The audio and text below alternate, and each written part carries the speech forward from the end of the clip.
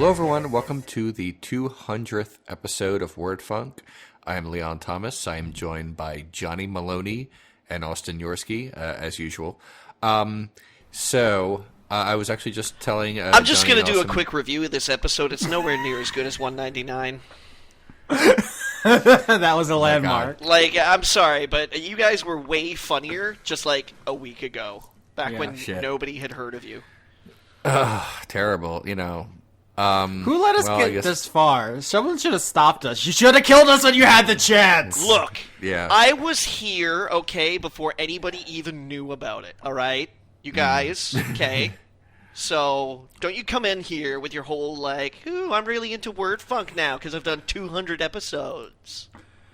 We're starting off strong, interrupting Leon mid-sentence. That's that classic shit we're known for. It is. Nobody stopped us. We're still doing this.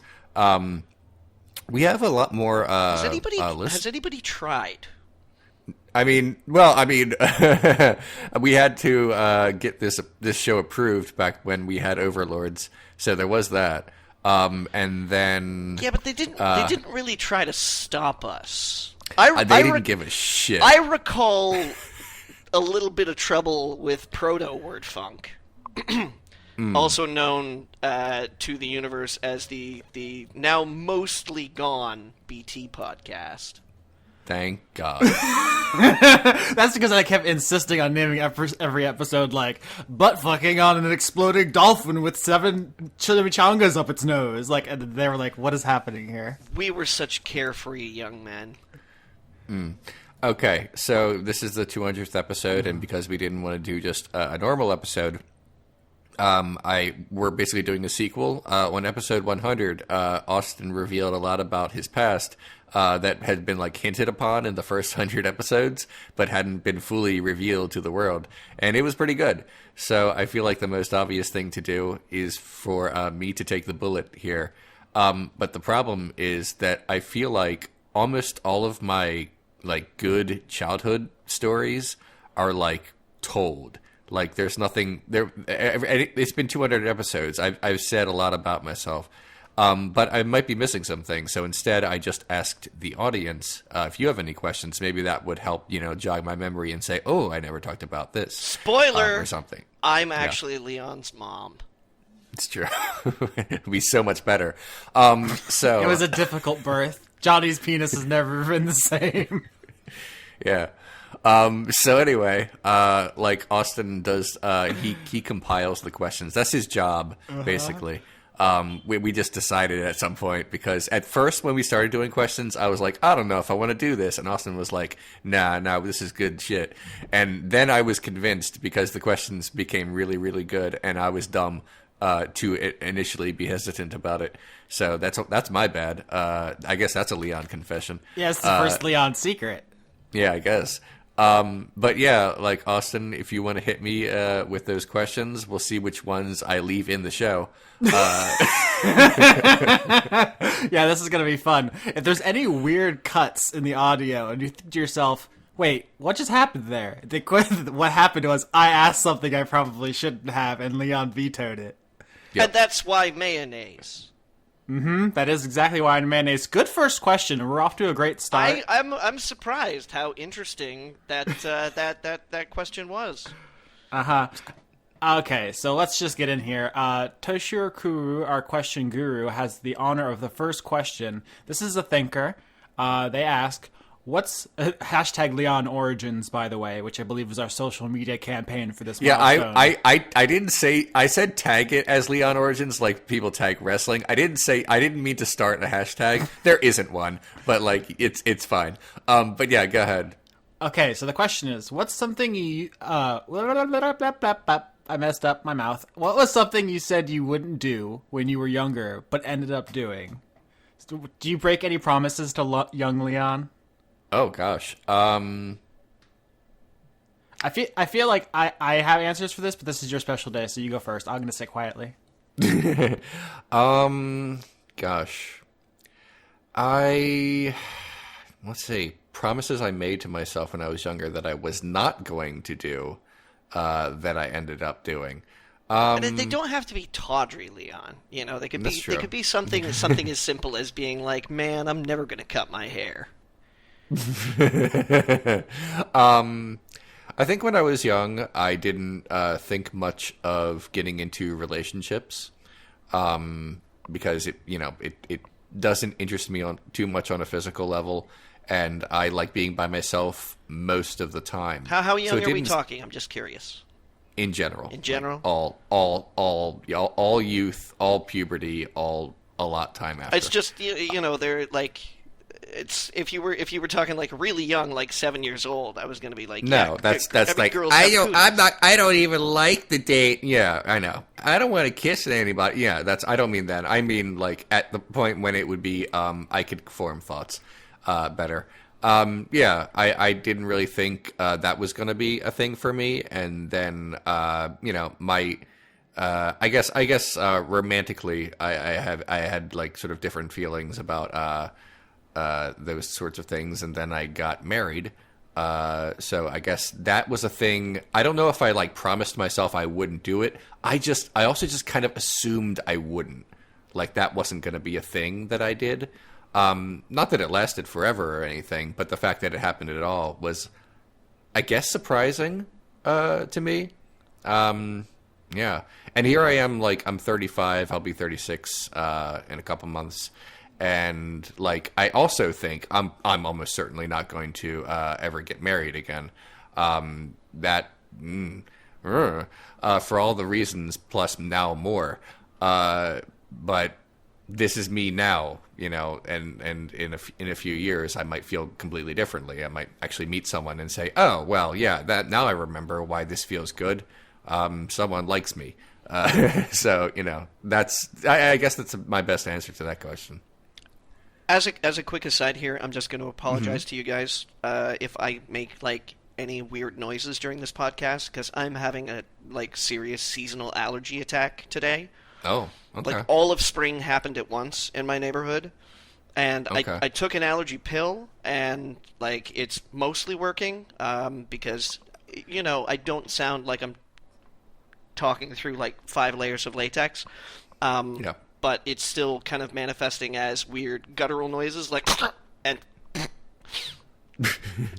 Those are some and like noises. stifled sneezes and things like that. So I okay. apologize to you. You may have to edit me out. I do some of that no matter what, so it's okay. All right, so do you guys Let me wanna do another Leon rephrase that. question? Let me rephrase that. I don't mean I love editing out Johnny. I mean noises that we all make. Like that's I want that to be clear. Although, Beep, boop, beep. although of the three of us, I'm absolutely Yeah. certain that I am probably the most delightful to edit out. Johnny, sometimes I just can't with you. So man, I love you, but still. Okay. Next, I guess. Next question. Okay, here's a very on-brand one. Cyretha asks, #Leon Origins, when did you first become interested in film/cinema? What's your origin story career-wise? In terms of, I always watch movies, but that's just like a common thing that, people just sort of do. But in terms of like thinking about movies critically. Yeah, when did you become a movieer?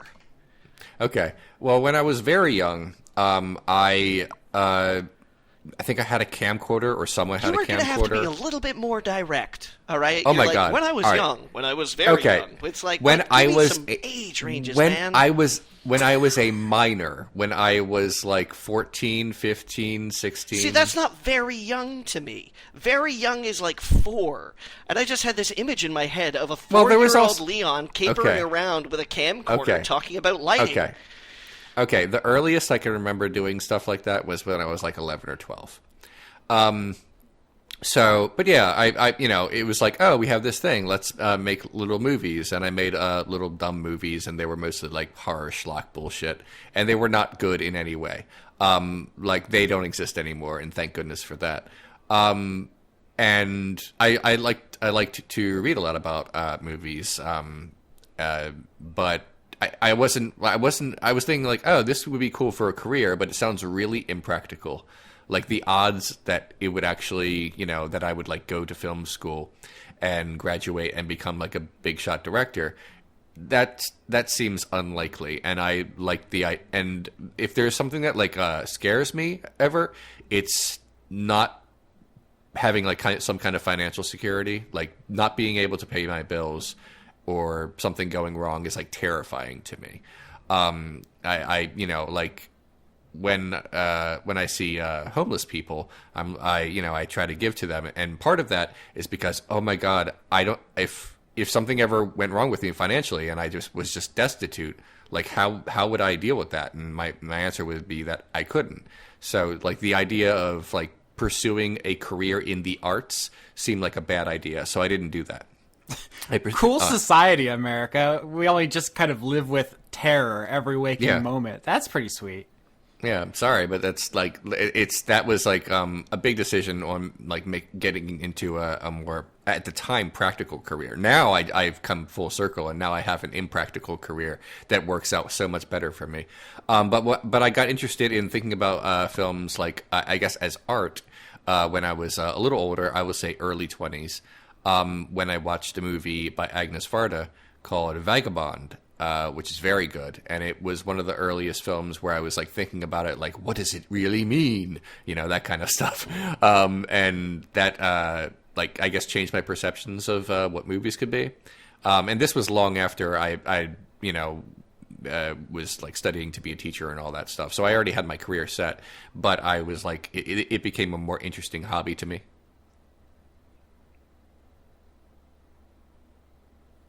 That's the best answer I have for that, I think. I'm satisfied. That works out for me.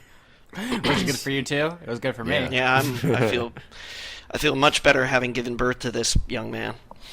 Oh my God. Next. I guess. Okay, next question. Extellaris asks, what compliment or acknowledgement have you received that means the most to you? Oh. Someone told me that my previous actually a couple different people told me that my previous show before I did Renegade Cut really helped them get through their depression, and I think in at least one case might have been like a life-saving thing that happened to that person. So that's definitely the best one. That's kind of easy. That's the thing that pops up in my head. I'm glad people just like my shows, but when someone says it actually, like something I did had some kind of meaning in their life, that's actually kind of cool.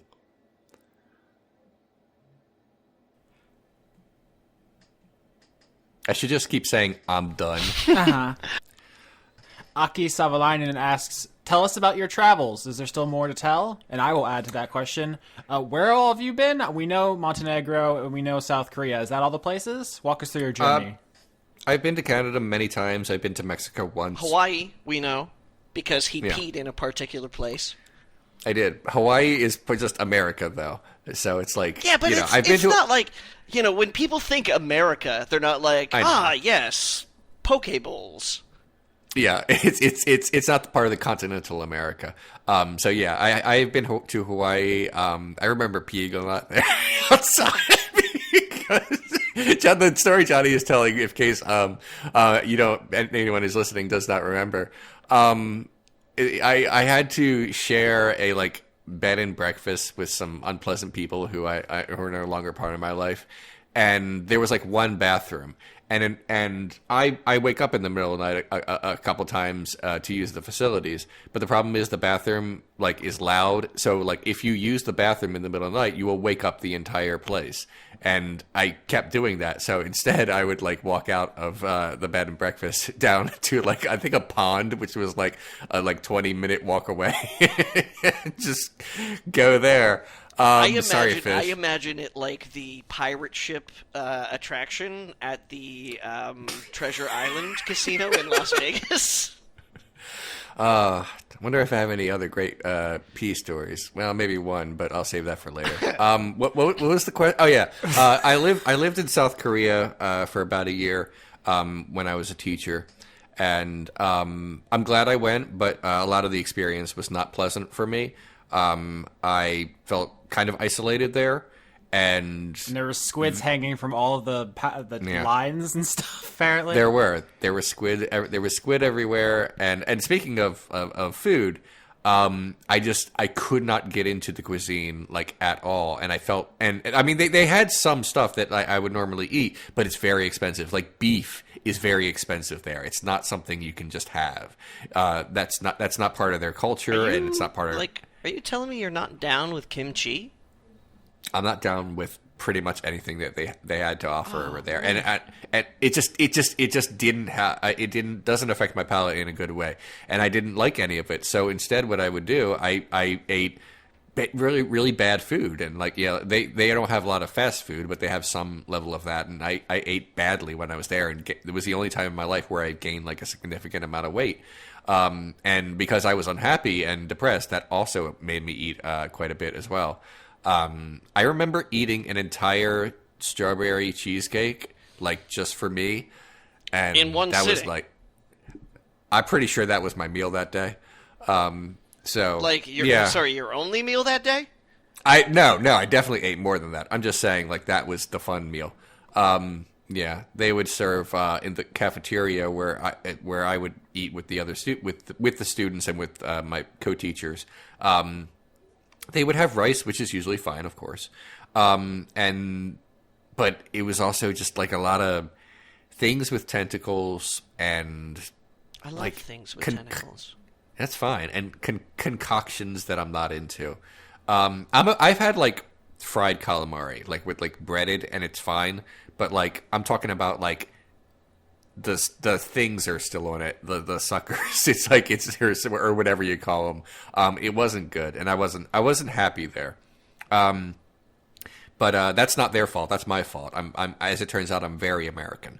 So I came back to America thinking like, am I going to stay or am I going to try somewhere else? And I lived in North Las Vegas for a while, and which is like the slightly less terrible town just outside of it. And I got a friend that lives in North Vegas, actually. It's fine. It's perfectly fine. I basically I said, okay, if I can very quickly get a teaching position here, then I'll stay. If I can't, then I will take a teaching position overseas again. We'll try that again, but somewhere else. And then I did get an interview and a callback, and they were like ready to hire me at this elementary school. But they said, okay, so you have this reference and you have this reference, but we need a third reference. And I'm like, okay, well, that's okay. I can easily find a third reference for you. And you were like, have you tried the Lord? And that's how God. Leon started teaching at a Christian school, right? That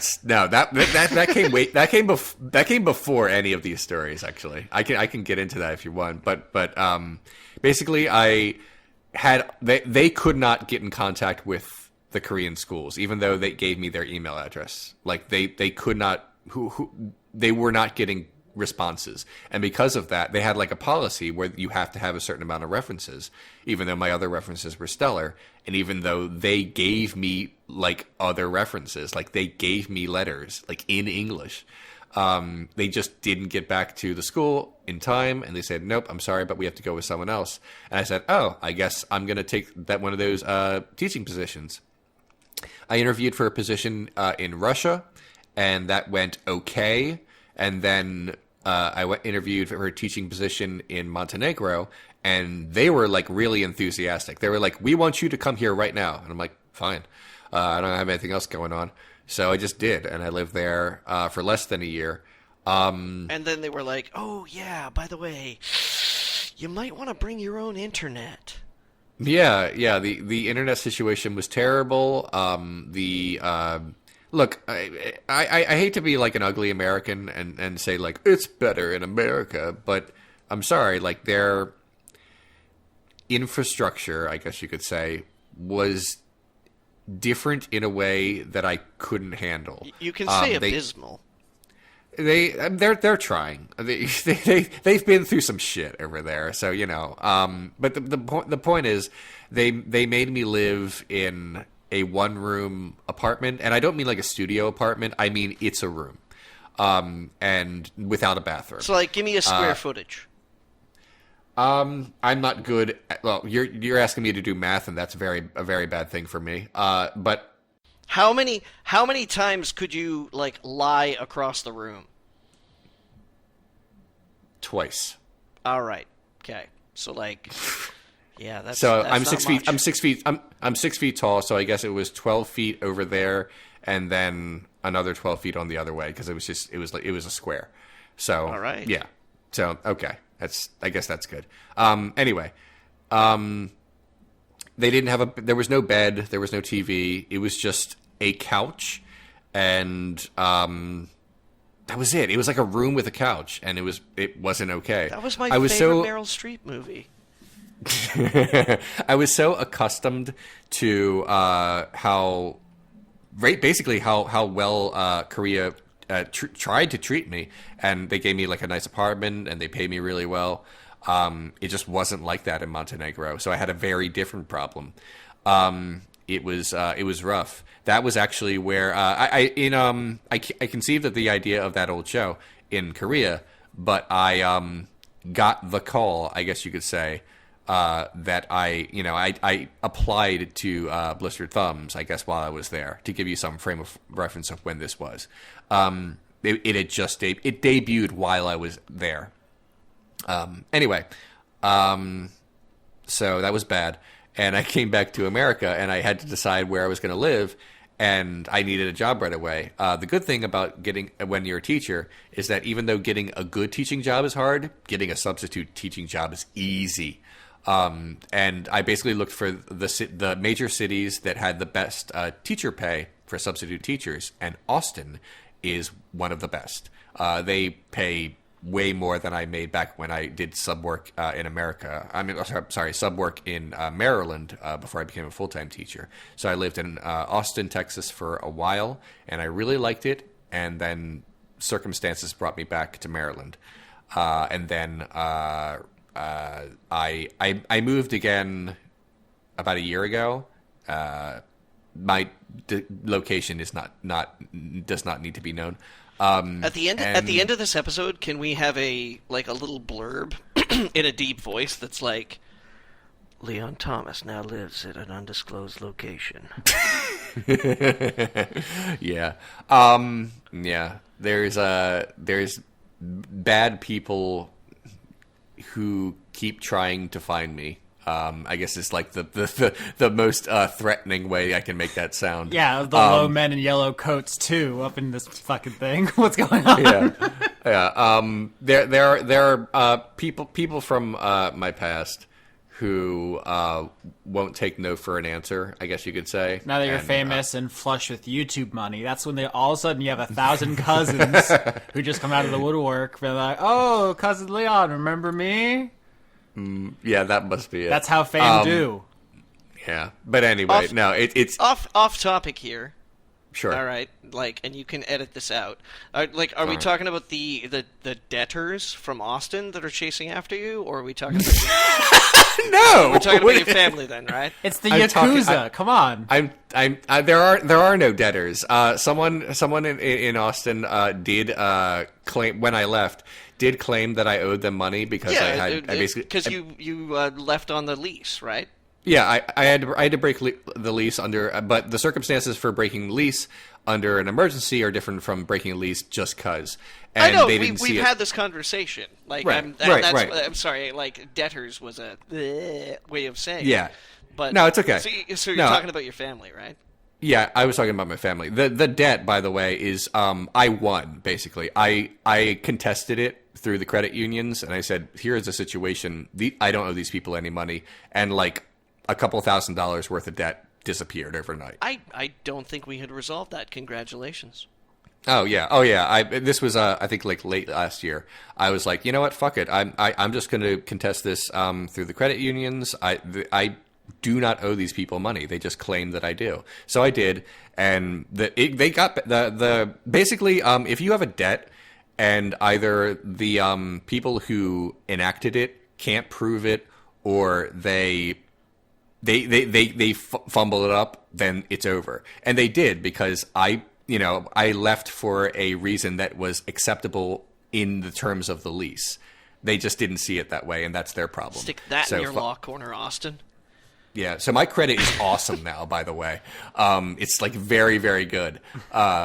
Because that was like, being the only black mark on my credit. You know, I pay my bills on time and I don't make extravagant expenses. So I just don't. Okay. I live a very simple lifestyle. I'm happy to hear that. I just like, for my own curiosity.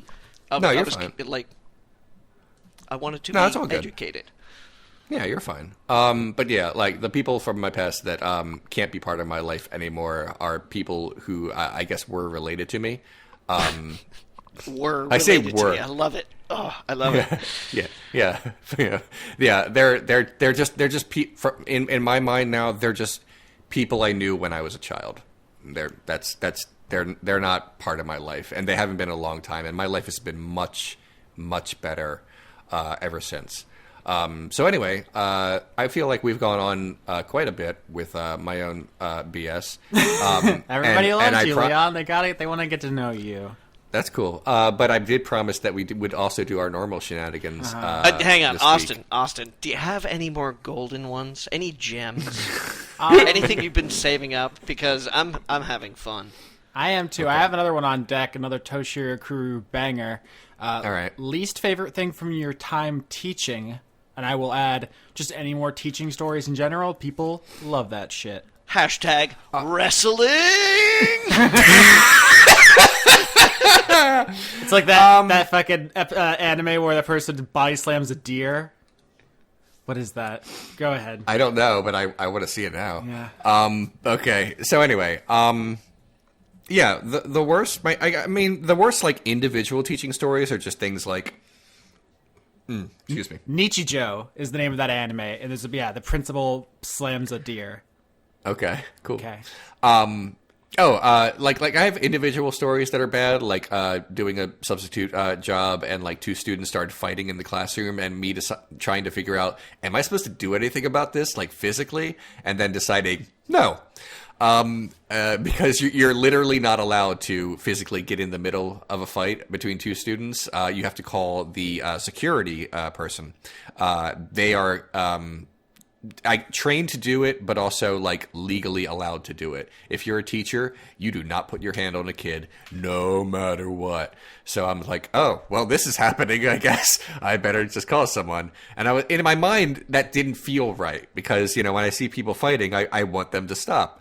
So for a second, I was like, maybe I should stand between them. Are you sure you want them to stop and you don't just want to get in there? Oh, I definitely do not want to get in there because if a middle schooler punches me, I can't punch him back. It doesn't matter. Yeah, but Leon, years of teaching must have instilled this egg in your brain that was slowly hatching the idea of I could totally fuck up a middle schooler.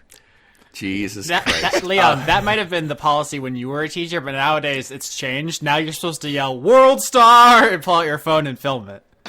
Okay. Yeah. So anyway, but I have like dumb individual stories like that. But like my worst time as a teacher was when I was oddly enough when I was a full-time teacher and making the most money because I was as you guys mentioned, I was working at a Christian school, which itself should not be a big deal. Praise your name. Was Yeah, it shouldn't be a big deal. I was educated in Catholic school in most of my elementary school and in all of my middle school, and it's whatever. It's school, but a little stricter, and you go to church. That's what it was, at least at that particular Catholic school that I went to. But this school was not that. But there, in the Catholic schools, everything was like politically moderate, I guess you could say. Whereas there, it was deeply socially conservative, but what threw me about that is that like we didn't talk about politics when I was growing up in Catholic school. That just wasn't a thing. No one would say things like that. But at this Christian school that I applied to and somehow got the position because I'm just good at interviews, I guess. Like everything was like not just like socially conservative, like because whatever, but like in that weird kind of conspiratorial Twitter way where like teachers would come out hard against Halloween and would bring up gay people all the time and inexplicably. It was weird and it was uncomfortable because I was in a position where I wanted to say, you know, don't tell kids that. That's really shitty. I mean, statistically, like 10% of them are gay, and you're being really shitty to like a lot of the students that you're you know. I would have been so much more catty, Leon. I would have just been like, "That's right. Jesus did say cast the first stone." Yeah, I remember that part. Oh my. But yeah, like, I was just not in a position to do it, and I felt really guilty about it, like, the entire time. Like, I felt really shitty about myself the entire time, because everything they would say was awful, and I couldn't directly contradict it. Every once in a while, the students would bring up something like that, and I wouldn't repeat what the teacher would say. I would say, well, that's not what they teach in my church, which is not technically true because I didn't go to church by then at that point. But they didn't need to know. They didn't need to know that part. But the point is, but I feel like that was true as I could say it. Like that's I would just say them, you know, not all Christians believe that. And that was the end of that. And these kids did not want to hear this shit, by the way. They were not like ready to be indoctrinated and brainwashed. They were like every once in a while, one of them would say something like in contradiction to some of the uncomfortable stuff that the Bible teacher would tell them. And I would be like, yeah, that's kind of how I feel. Anyway, back to the lesson. The way I would avoid saying things like that, because I just knew I wasn't allowed to, is when they would ask me personal things and when they would ask me things that might get me in trouble, I would say, look, I'm your English teacher. That's who I am, okay? And they would be like, okay, Mr. Leon. And that's how I had to, that's how I try to protect myself, but not also be the worst kind of person I could be. And it just, the guilt of it, like existing in that atmosphere and not trying to protect these kids from some of the awful doctrine that they're being taught just made me feel bad like every day. And that's my worst experience as a teacher. So when an opportunity came up, and I guess I'm going back in time now here, when an opportunity came up to teach somewhere else, because I learned it was fairly easy to get a teaching position in Korea, I was like, this is my way out. And I did. There you go. It's funny because earlier I made a reference to Low Men in Yellow Coats, the Stephen King story from Hearts in Atlantis. And your talk about religious kids in religious school reminds me of another line from Hearts in Atlantis, where I don't know if it was the narrator or a character, but someone in that book says, nobody gives a hand job like a Catholic girl. And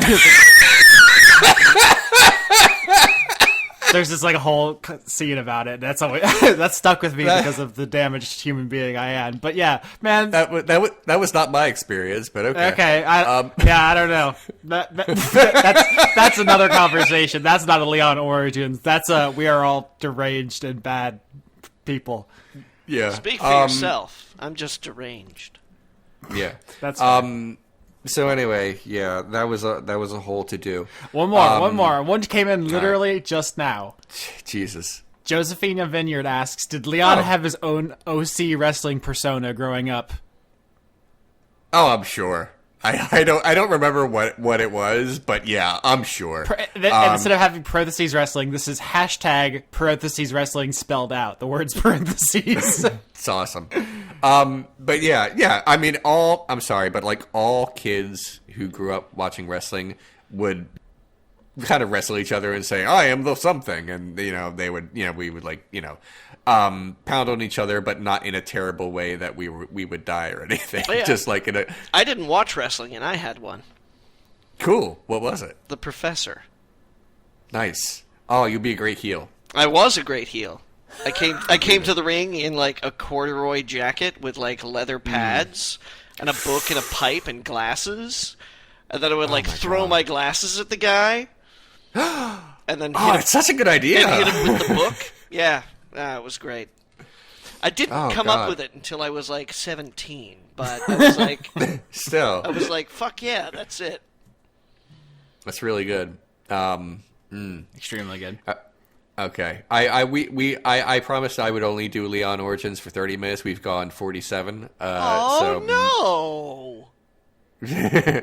So if you guys have any like actual like normal word funk topics to talk about, like I will super shut up. All right, now. before we go any further, I want Okay. everybody to notice that Leon just said 47 minutes. That gives you a great idea of how much of that shit he just edited out. Oh my. Okay. You left us all the clues, Mr. Policeman.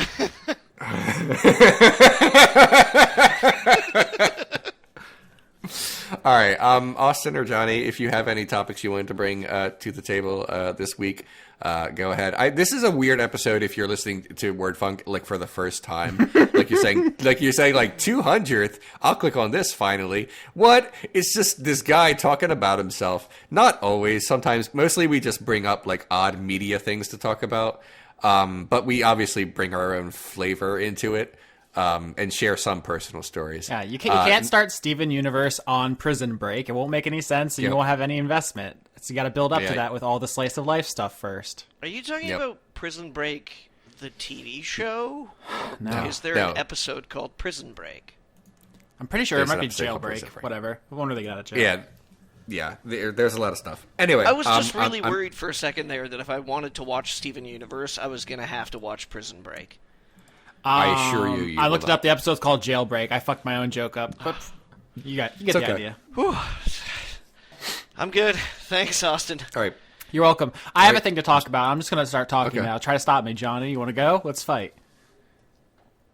That's what I thought, bitch. No. So Joe Biden's a real piece of shit, isn't he? Really? What did he do? Tell me about American politics. I just. what did he do? I'm just saying, it seems like he's gearing up for a 2020 run, and Yeah. he's making some moves, like getting some PR out there, getting some Yeah, talking looks like points, doing some stuff. And I was listening to an interview of his earlier, and he has the cadence of a likable person, but there's just when you actually listen to his words, my skin was crawling. There's just a lot of stuff in there that's super gross. Okay, Austin, give me some what do you dramatic say? readings here. Well, so I don't want to. I want you to do it in the voice of like a villain from an old Hanna-Barbera cartoon. That's not going to happen. Let me just say. All right, how about Snidely Whiplash from Rocky and Bullwinkle? It's easy to criticize people who are openly villainous. And in 2018, there's plenty of that to go around, so it may feel like pointless to attack people who are ostensibly on our side. But I want to kind of get at something that's been bothering me a lot, which is like this idea that the obviously good political ideas should be ignored because they're not practical. And they totally are. And the evil ideas out there are equally practical, and we just make decisions about how things are run. So I was listening to Joe Biden earlier, and he was talking about how, he's so strong on... He's saying how much he loves jobs and how what jobs mean to him is dignity and respect. And when he was a kid, his dad had a job, so he respected him. And he was talking about how his son, Beau Biden, had cancer and died tragically, which is, I'm not trying to take anything from that, that's super sad. But he was like saying, like, my most treasured memory of my son is even when he was so sick he couldn't stand, he could barely talk, he was still working every day. And it's just like, you are a sick, warped person if that's your priority. Can you imagine from Beau Biden's perspective, like somewhere in his mind he had to think, if I'm dying, I'm literally dying, I'm so sick, I can't talk. If I stop working, my fucking dad won't respect me anymore. Like working an actual job, or was he being like... No, he was an elected official at some level. I don't remember what. But just this like cult of work. Of just work for its own sake. He says, like, specifically, like, I don't know anybody on welfare who's happy. Like, welfare, he basically talks about, like, people who don't have jobs. There's a reason for that. Yeah, it's not because they're receiving welfare. It's because they might be in a position where they have to have welfare. Maybe he's getting like the chicken egg thing screwed up there. Yeah, causation and correlation. He's like totally bought in like a fucking like Heaven's Gate ass cult of work, and it's disgusting. That's fucking American politics, man. That's capitalism right there. It is. That's people who jump into the system and are like, "Let me steer the ship," not people who are like, "Hey, the ship is sinking." It is, but it's also the Democratic Party's whole thing. We're like, oh, we're technically on the left, but we want the rights to respect for some reason. We think it's important for us to constantly be like holding hands in public at all times. And it's just gross, like notice me senpai thing. And to the point where they're not left at all. No, it's not. It's not that at all. It's holding on to the power structure is what it is. And he's constantly bragging. He's like, I'm always making deals. I'm friends with all these guys. We got to have consensus. Consensus is the only thing that makes this system work. It's like, dog, there was broad consensus for fucking slavery. Consensus is fucking nothing. That's fucking, it's advertising talking about that shit. He's always like, I'm so great because I kowtow. Suck. They're not left. I thought this was something we all realized a long time ago. Yeah, well, I mean, it's more like American left, where being a moderate on most by being a moderate compared to other countries, we our goalposts are different, and it's not right, and it shouldn't be. It's just kind of how people think of the left in America. Well, it's how America got great, right? I mean, nothing to do with slavery or anything like free labor or anything like that. Yeah. Like immigration, illegal immigrants willing to work for like shit wages or anything like that citizens wouldn't work for, so that like people with money can keep their money. Yeah. And here's the thing. People like all right. Or taxes. Oh my God! Hold on, I have a thing to say. So here's the thing about poison. Joe Biden. Sorry. So here's the thing about Joe Biden's potential 2020 run. I'm going to sit here and say I wish Joe Biden were better. But if he gets a nomination, that's the fucking guy I have to vote for, and that's just it. Because our system is set up in such a way that it's not possible to vote in a third party candidate, and I'm sorry, but we keep thinking like maybe this is the year, and then it just doesn't work, and it has horrible consequences when we try to do it. Like and it's like it sucks, but it's also like the thing we deal with. So my feeling is we should try to nominate the this sounds so defeatist, but the goal, because of the way the two-party system runs in America, we can't nominate a third-party candidate, so we need to try to move the Democratic Party left. I just don't know how to do that except maybe nominate someone who actually is kind of a leftist.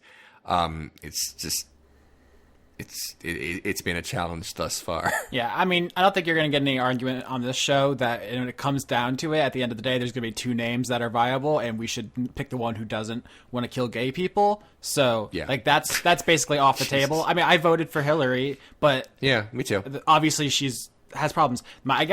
So Joe Biden was back in the news recently because him and Trump were on Twitter talking about who would win in a fight if they were both in high school, and Trump insulted a woman. Joe Biden's whole thing is like, I passed the Violence Against Women's Act. I am very pro-woman, and Trump is sexist. And it's like, homie, there are 100,000 pictures of you grabbing women inappropriately and like putting your fucking mouth and hands on people. It's like, Joe Biden, you're... he's creepy and bad. I have not seen these pictures. No, but I'll take your word for it. I'm gonna Google Joe Biden creep or creepy. Yeah, see some of these things. I don't doubt it. Has Joe Biden changed? Yeah. Oh yeah. The shirt in like the last year or so. What? No, I'm sorry. I wanted a good pause joke there, and that was a long reach. I apologize. It's okay. Yeah, if you Google Joe Biden creepy, there's some choice images of him putting his head near people and they're clearly uncomfortable and his hands on them. It's like a thing he does. But just that his constantly like, I am the woman's champion. I am the only one who's friends with all these people on the right. It's perfectly legal for the people to be awful and therefore it's fine.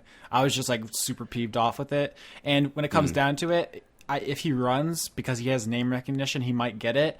And we're going to be in the same fucking situation again where we lose a very winnable presidential election because we keep nominating bozos. Yeah. Well, we can just pick don't someone have- not awful. They don't even have to be good. They can just be not awful. I'm cool with just not awful. That's fine. In Austin, Yeah. in politics, I think you'd be surprised to know that finding someone who's not awful is actually a pretty difficult thing to do. I guess. Fair. mean, Let's just, Yeah. let's there's like, a scale. roll though. back a little bit. Let's roll back, okay? Let's jump in our very slowly moving time machine and go back to the last president, Obama. Okay. All right. Not an awful man. Okay. No, but He had some like governmental problems dealing with like the Senate and the House and things like that, But I did a lot of shit that was not like super friendly international. Okay, roll back. that's a fun way to say bombed That a is bunch of people. Yeah, that is a I'm really moving interesting along. way I'm to moving put along that. here. Okay, roll back okay. past him. All right. Let's rewind it back past him. Okay. All right. Also, he deported a lot of people too. Just throwing that All out right. there. George W. Bush. All right. That paragon of Southern hospitality. Went to Ivy God. League school, so Yeah, he's from New Military England Dodger. actually, but Right. yeah. Silver spoon. Yes, like not the brightest bulb in the lighting fixture. where are we going with this? Because they're Just, all yeah, awful. just like I'm So- like let me I'll go back all the fucking way, man. All okay, right? point received, I guess. Yeah. We can So, go back. We can go back to Clinton. We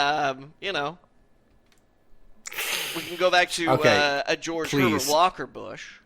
I would love to stop this. So, It's just Let me off Toad's Wild Ride. Let's find somebody not awful. Do I you know. have a spelunking kit and a knife? oh my God. Austin, any further thoughts about this before we move on to whatever is next? Now I'm done talking about Joe Biden. I just read that interview and I was peeved. Yeah. I was peeved. That's all. I'm done. Okay. Fair. Johnny, do you have anything to bring to the I table this week I besides? was in traffic today. Okay. All right. And I came upon this car. It looked like a tow truck, but Right. not really, because it didn't have the winch at the back. But there was like a bunch of gears and like this big ass motor on the back of it. And it was like it looked very industrial. Like it had a very specific use. And there was writing on the back of it that from very far away looked like it said Barney and then some other things next to it. The reason why I say it looked like it said Barney was because Barney was in cursive writing, and then the rest was in like smaller prints next to it. I got closer to this truck, and there was like steel grating everywhere, and yeah, gears and a motor, and just like I had no idea what this truck did, right? But what it said was Wesney, quote, the Ford Wrecker, end quote. Who's Wesley? I don't know, but apparently the Ford Wrecker. Oh, okay. Now- is that a brand or? Yeah, this is the thing, is that it was like it looked very much like a logo, right? Okay. Like it wasn't just like a bumper sticker that was like vote Biden 2020 Wesney the Ford Wrecker. I was like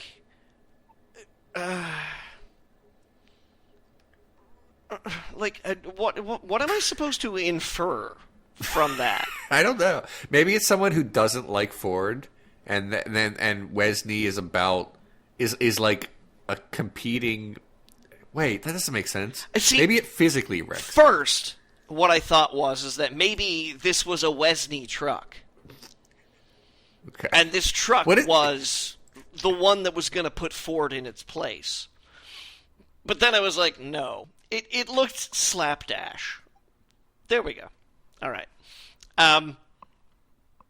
So I was behind this guy for some time, and I got so curious.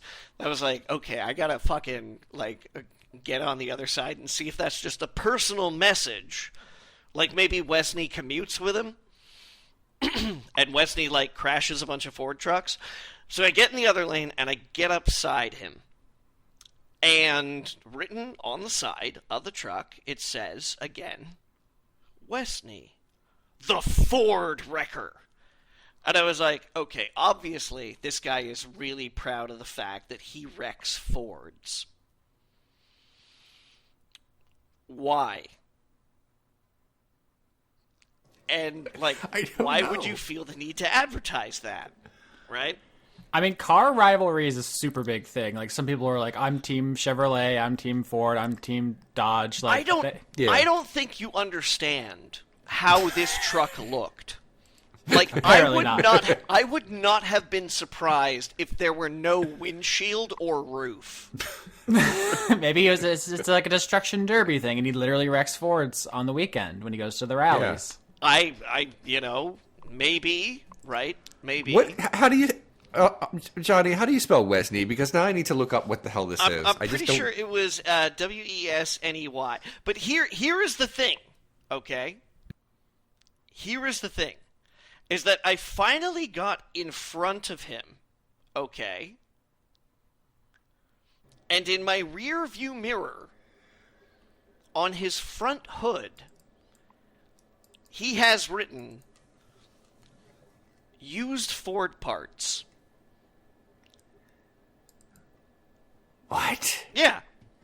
What is going on? So the guy's business is Ford vehicles being broken down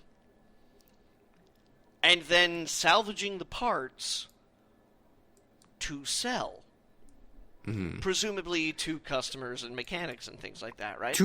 To wreck them, if you will. Well, no, but this is the thing, is that if your business was to sell used car parts, would you not choose, maybe, for that to be your key advertising message? As opposed to, do you own a Ford? Because I could fuck it up. Yeah, but here's the thing, Johnny. Some people, for them, aggression is a thing. And if you make your advertising yeah, we're going to fuck this up. Yeah, that is actually a selling point for them, rather than just explaining what you're going to do. That is, that's I don't know. I don't know a whole lot about cars, certainly, but I do think that people who are super into cars are probably. It's on his website. I've just posted the link, and it wasn't Wesney. Sorry, because the calligraphy was subpar. There is. He's the Ford wrecker. It's Wasney. Yeah. Has this entire thing been a commercial, Johnny? Are you being paid for this? No.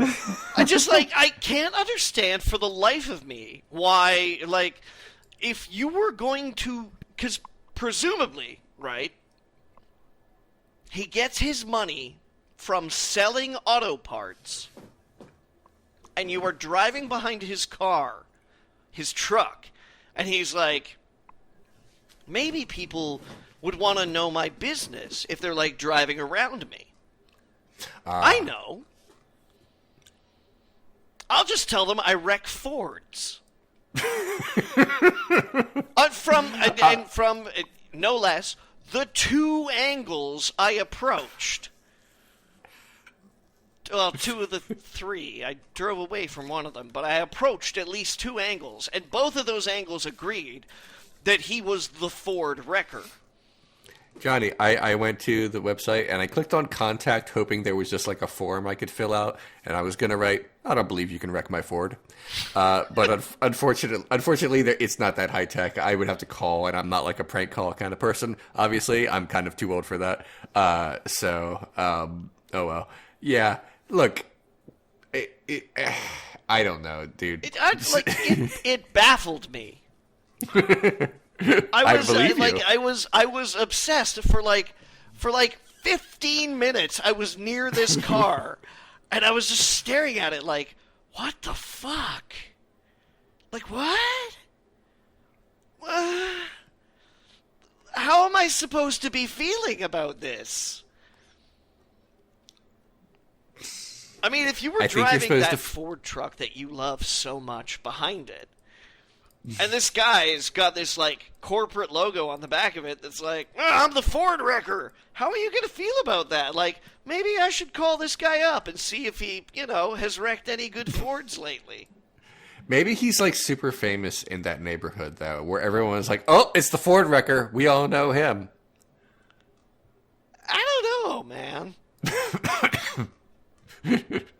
I don't know, my man. I do not know about. He is just down the street from the repo.com office. So yeah, maybe he is really famous in that area. All right. He certainly does have a lot of parts. I'm scrolling through just in case I need any open parts, according to what this says. Turns out I don't. I don't need anything wrecked right now. I've been researching Joe Biden's political positions during this conversation because of who I am. Great. And he said he's against the people who've been protesting hate speech at universities. He thinks the basically the millennials need to stop being so loud about all of the injustices of the world. Right. So he's a Bill Maher. He says America doesn't need socialism. He's against Bernie. I think I could fight Joe Biden. How about that? Joe Biden. Well, I will fight you and Trump at the same time. We'll all just fight. Johnny, you want in on this? We can get you. We can get... Fuck yeah. Can I come in as the professor? I was about to say the exact same damn thing. God damn it. Oh, my. Or wait, can we pretend that the professor is like an alter ego? So, like, I go out there and I pretend to get my ass kicked or, like, take a dive or something, and then I run away in cowardice, and then I come back in, like, an extra small corduroy, like, jacket with, like, kind of a ruffled turtleneck. Not like, at the neck, but, like, ridged vertically. And then come out and be like, somebody's gonna get taken to school! And then just... It's pretty good. Wreck shit. This also reminds me, we joked about you fighting Neil deGrasse Tyson a couple of weeks ago, and the comments were quick to let us know that he went to school on a wrestling scholarship. Yeah, that's okay. I'll kick his ass before he gets a hold of me.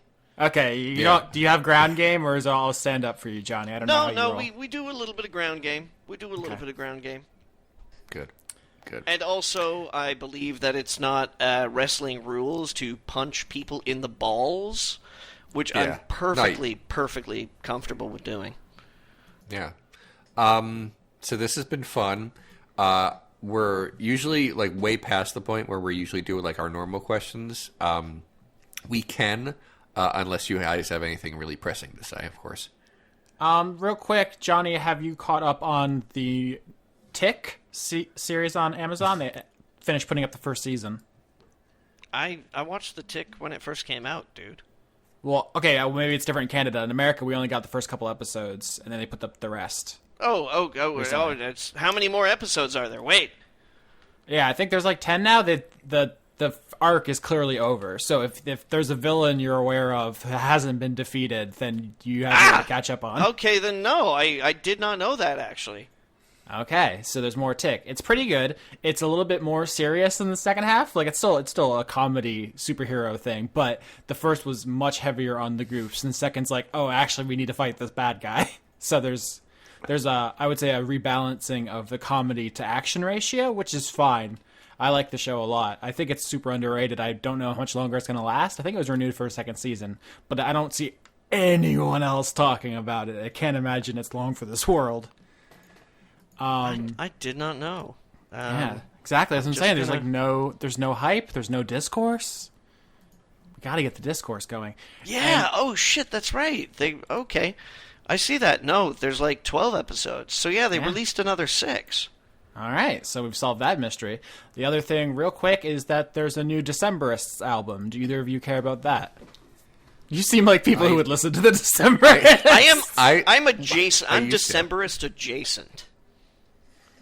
I like the Decemberists back when I listened to music. I bet I would like them again if I, try it again.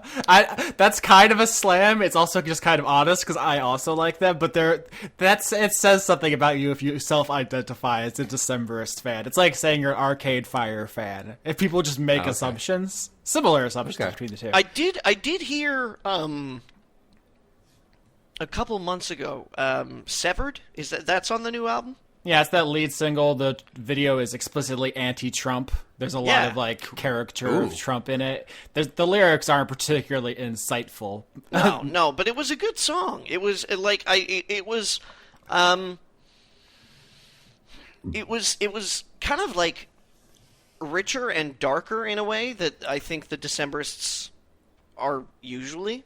Yeah, they've lightened up on the folksiness. It's a lot less like Wes Anderson, and there's a lot more of just like rock stuff. Also, there's a couple of like novelty, like almost like comedy tracks. It kind of vacillates between like dark political and like goofy, like They Might Be Giants almost tone. It's not like anything else they've ever done, but it also doesn't feel like a different band, if that makes any sense. Yeah. It's not like even in my top 5 favorite Decemberists, but I think it is a notable release in their discography. It doesn't just feel like, oh, another one. Mm-hmm. So I think it's worth at least a listen, even if I'm not going to be like returning to it, year after year. So right.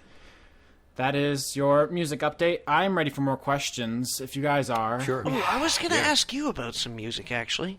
Oh, shit. Okay. But I can't remember what. Unhelpful. Okay, while you think, Zoxion asks, any bit of media that you keep meaning to get to but keep putting off? I have an answer for this, which is The Handmaid's Tale, which I keep saying, this weekend I'm going to watch that finally, and I just fucking haven't. I need to. You know what I've been putting off for like years and years, and I just got back into, was actually reading Star Trek novels. When I was... I'll give a time frame for this because I know it's important to Johnny. Early to mid 20s, I read a bunch of Star Trek novels, and they sort of like take place like right after Deep Space Nine ends, and it's kind of like a series of novels that's like another season of it, and it's really good. But I just got busy, and I stopped after like 7 or 8, and now. It was like, wait a minute, I have time, and I read all the time, so I just started reading the next one and just picked up right where I left off. And it's great, as expected.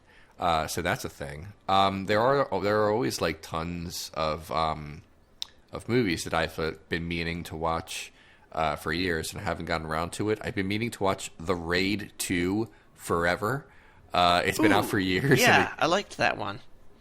It's been out for years, and there's no reason I haven't watched it yet. I just kind of haven't. I mean, there's always tons of movies that over the course of movie history over a century that I just haven't seen. But like this one's pretty easy access to it. So yeah, it's usually just stuff like that. The only thing that's coming to mind about music is the guy I saw open for Sunlux. Mm-hmm. He's this guy Wills. He records under WILLS. He's only got one EP out right now, but his live show fucking blew my mind. It was incredible. That must be tough on the SEO. If I was his manager, I'd say we're going to just get a lot of people who end up finding legal services for your last will and testament. You might want to punch that up a little bit. I don't know. If you Google Will's musician, he's right at the top. His Facebook page is like right fucking there. And then also his SoundCloud page right after that. I wonder how much people actually do that. Because in my experience, people are fucking terrible at Googling. People just like talk to Google like it's a person. They're like, what's the name of that song? And it's like, motherfucker, that's not helpful. Oh my. Go with the Lord, Wills. Hopefully you will find your success. Did you have any, Johnny, did you answer the media question? Or do you want to move on? Media that I keep meaning to get to, but never move around to. That's basically my whole video game collection, man. That Steam library? That goddamn closet full of fucking blood that's just gonna flood out the moment that I open it and drown me in all these years of my life that I worked and toiled to spend my money on things that I'm not fucking playing. Yeah, I mean, I can't remember if you can access somebody else's Steam library on the internet. You used to be able to. I don't know if we can anymore. Steam has changed a lot. It has, but I think you can for like, Yeah,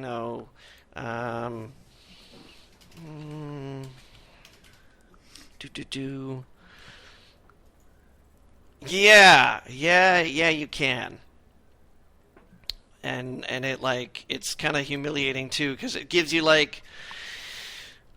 the record of how long you've played things, so you could learn things like how I played Elder Scrolls Skyrim for 270 hours.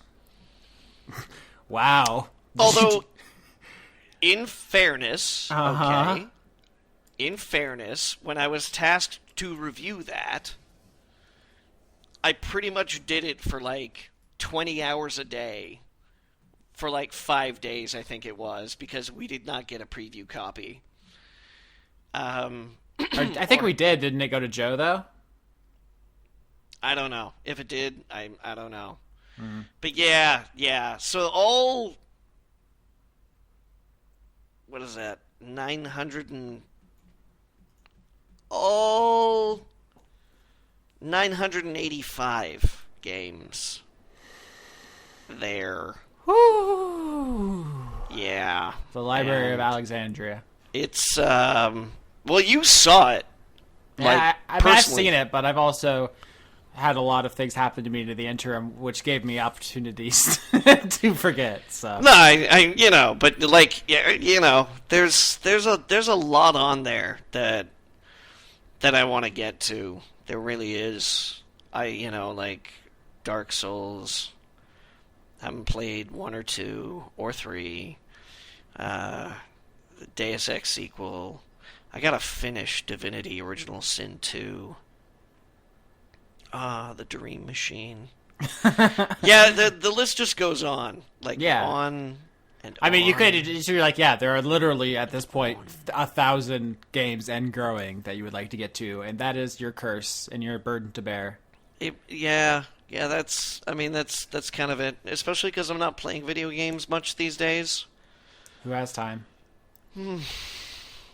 Speaking of depressing, we have a question here from Molly McDade, who asks, what do you think about Stormy Daniels' lawyer aiming to depose Trump?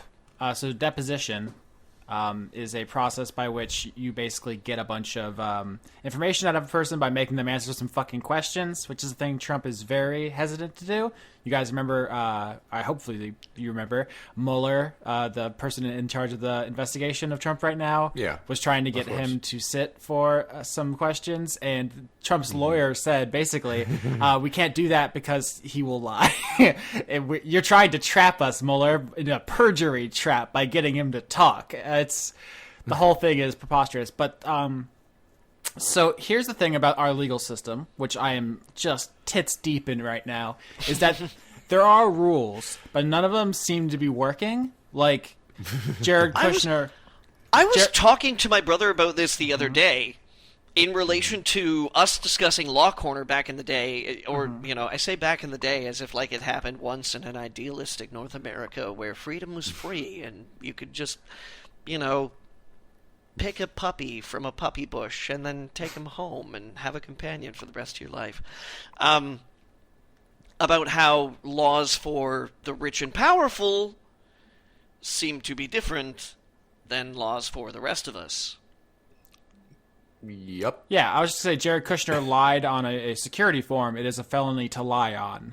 And there just weren't any consequences. He lost his security clearance eventually, but like it's like jail time if you lie on it, and he did, and it just didn't happen. Kellyanne Conway went and violated, I think, the Hatch Act by promoting some political stuff when she shouldn't have been. It was inappropriate for her position. She did it on TV, tens of thousands of witnesses, just no consequences. Obviously, Trump and the emoluments stuff, which is still progressing through the court at just a snail's pace. So the idea that one person would be able to sue another person, it would survive a motion to dismiss and a motion for summary judgment and all that, and would go to discovery, or discovery would be before summary judgment would be. Anyway, it doesn't matter. The point is, normally, with normal rules for normal people, this could happen if she has a case and that she can state it and it survives the early, parts of that process.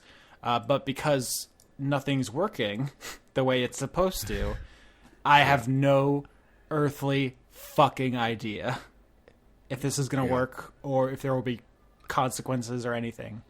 I can only. I'm sorry. I'll just say very quickly that I don't know any of the law that Austin does, because he's obviously about to be a lawyer and stuff. But I will say that as a spectator, that was like the first time I've watched 60 Minutes in my life, because I was curious. I also watched basketball briefly before that because he wouldn't stop. They wouldn't stop sporting all over the place. But then I did watch that segment of the show because I have CBS All Access due to Star Trek.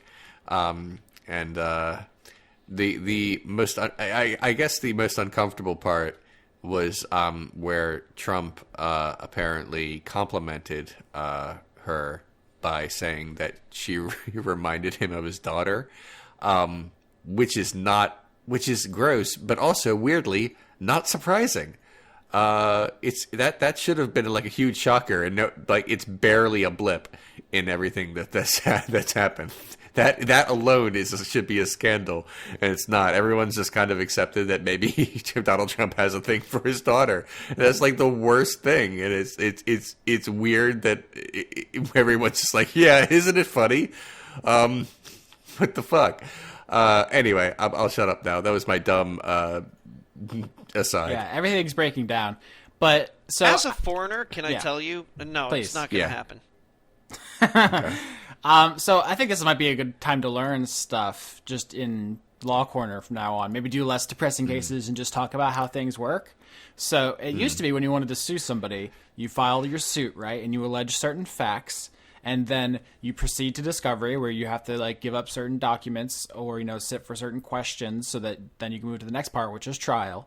And that part was relatively easy. It's more complicated. Obviously, everything is more complicated. But there were some big cases in the 9/11 area that made things different. And also there was an antitrust case. The two cases are Twombly and Iqbal are the name of the cases. I don't want to get too deep in the paint, but the point is it's actually much harder now to get to discovery than it used to be, especially against there was an antitrust case, so big corporations, and Iqbal was about government targeting Muslims, so the government. So corporations, government, Trump is both. So literally the system shifted in the last 15 years or so to doubly defend this kind of person. Literally our professors were saying this wasn't how it was when I went to school. All of this is new. Basically, we're not even sure exactly how to teach it because the rules are new and also contradict the way some of the things are set up to work. Our system has kind of tied itself in knots a little bit. But the point is that you have to almost prove your case before you're allowed to see the documents, depending on who you're trying to sue. Yeah, you guys are fucked. Yeah. At least, you know, until the midterms, if they turn. The thing is, even if we win back the legislature, which God fucking, oh man, we're so fucked if we don't. That won't do anything in the courts because we have 3 different branches of government that don't really interact. No, but you much. Can, like, but they can stop him from. They can stop him. Well, okay, so yes, if we get control of the House, we will be able to hopefully get some kind of procedures moving in the impeachment direction. But this is super important because one of the biggest and most long-lasting consequences of all of this is the fact that after Scalia died, he was replaced by someone who wasn't who the system says should be there. Obama should have gotten the next justice in that spot, and the consequences of that are like dominoes across the system, and it's really hard to overstate how big of a deal that is because if the legislature wants to make a new law, they can make a new law. If the president wants to pass a new executive order, they can pass a new executive order. If something in the courts needs to change, there needs to be a case that they can take which gives them the facts to justify that change, and that may not happen. You know what I'm saying? Like, they can't just make things out of air. They have to actually find the justification in the wild with the proper facts that let them take a case and decide it in a certain way to set up precedent. So this is by design that the court has a different procedure because these are all the checks and balances. But since we got cheated out of that seat, they get to abuse that for the rest of his life because it's a lifelong position, and it's terrifying. Also, I was speaking fast and tripping over myself. I don't know if I explained summary judgment very well. That's just basically when the judge says, like, there's nothing here to... Yeah? No, that's summary judgment. Nope. No, summary judgment's when the judge says there's nothing here to do trial about. So... I'm pretty sure that's what I said, Austin. Well, it can be both way. It could be yes or no. It could just be, yes, you fucked up, the bad guys. I didn't want to say yes, yup, or nope. I was trying to be glib. I know, it was very cute. I just don't want to be wrong and then get all kinds of comments because the summary judgment is it used to be controversial. It's mostly accepted now, but there's a long time about arguing about when it was appropriate, and it's kind of used as a weapon to keep people out of discovery. So it's like we want Trump's files. So if we can get him to discovery, he has to cough them up legally. So one of the best weapons he has against that is getting judges to rule, using summary judgment to just say, like, there's nothing here, get out of court, bye. And that's a really tough thing. So a lot of cases just when you hear someone talk about something getting thrown out, it's usually a motion for dismissal or a motion for summary judgment. So maybe I'll do that. Let me know in the comments if that bored your tits off, because maybe we can just, like, I'll just teach what I know, which isn't a lot, or if I just go back to being like, so sex toys are illegal in Georgia, or is it Alabama? Somewhere it's illegal to have sex toys. So it's just like, what is anyone doing over there? Are y'all that bored? Laws are bad. Yeah. Do we want to end with one more, or are we too sad now? I'm never too sad to talk about questions. What you got? Did you guys like my Biden pics I put in the Skype chat? I'm a little bit uncomfortable with those. Yeah, he did it. Jesus. Stop touching people so much. I would enjoy that too. Here's one. I don't know if you guys have anything interesting to say. I'm not sure I do either, but Samuel HGW asked, if you guys could completely reinvent public transport, what would you turn it into? I know that's actually an interestingly contentious space. There's people who have strong opinions about, like, trains and buses and stuff. Do you guys have any? It depends where you are. Mm-hmm. It really does. Like, a funny story, about Canadian public transportation. In Vancouver, we have our so incredibly Canadian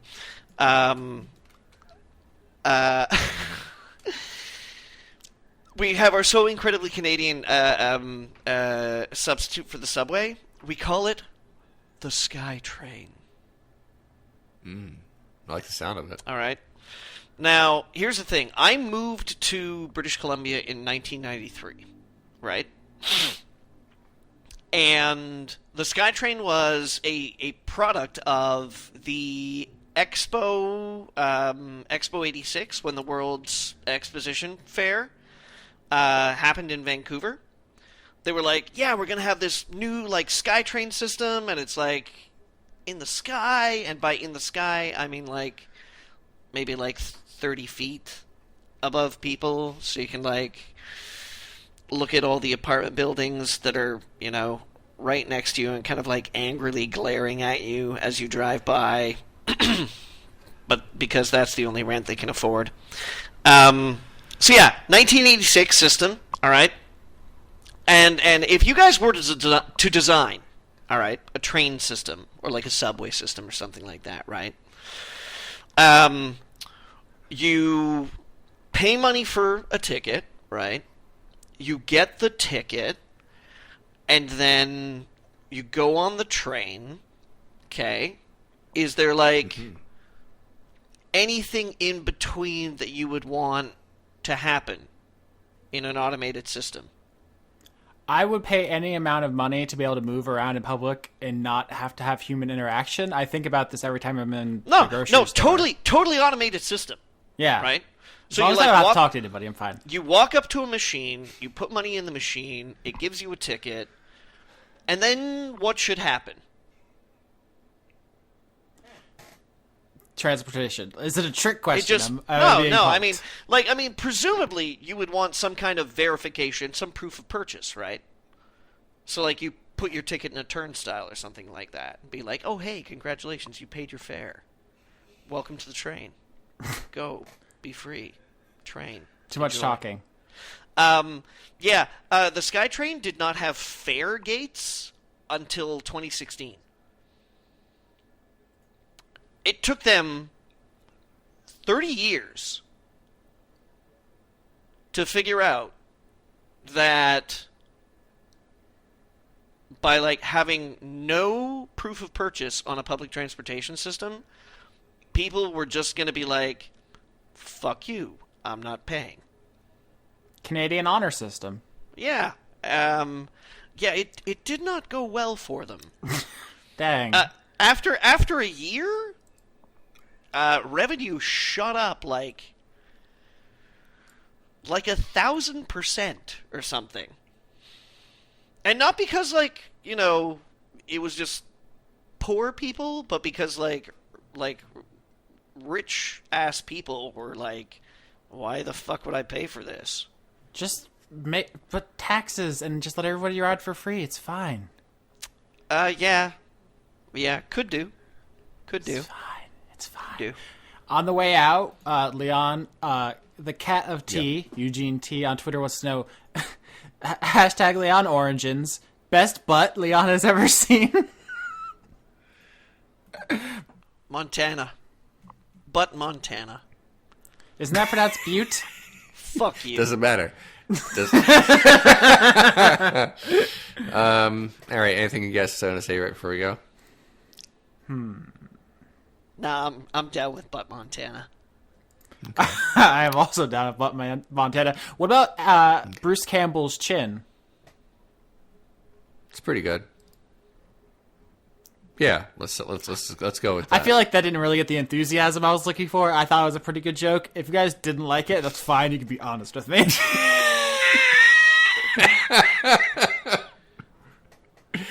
Sorry. I think we're done here. Yeah, let's leave immediately.